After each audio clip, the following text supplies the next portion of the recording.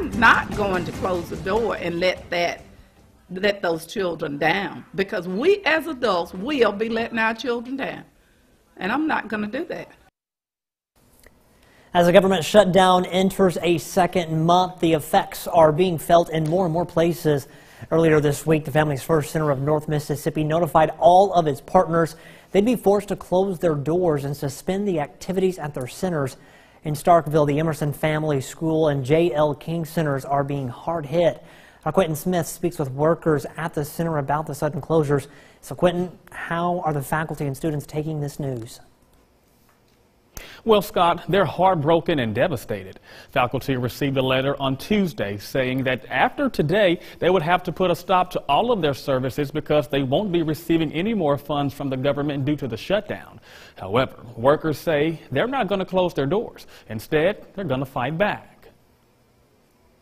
Due to the partial federal government shutdown, our subgrant with you must be terminated effective immediately. As L. Marie Carr Brooks reads a disheartening letter saying that Emerson Family School and J.L. King must now close their doors, a sense of devastation and disbelief starts to set in. We have parents that come here every evening. You see the parents out here now. They're here every evening trying to improve, trying to expose their children, trying to do, they are volunteering, just trying to do better. And then you say, shut it down? You can't do that. The J.L. King Center is a popular spot for positive after-school activities. Students do their homework, read books, and they even learn computer skills. However, the government shutdown is now putting all of that in jeopardy. You hear the chatter in there. You know those kids are happy. And you know the people they're working with, they're happy.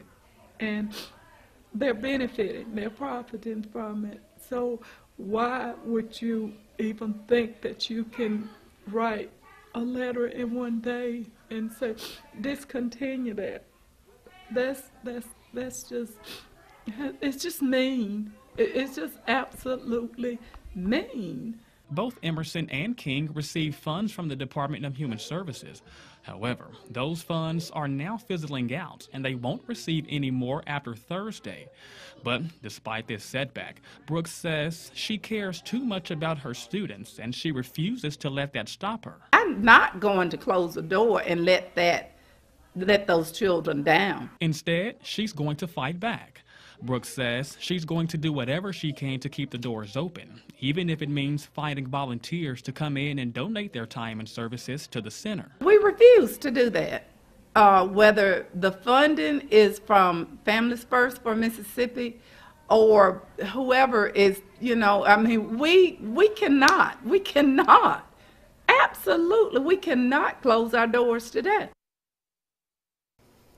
Now, tomorrow morning, Brooks is holding a public meeting with stakeholders and community members to discuss ideas for continuing their services.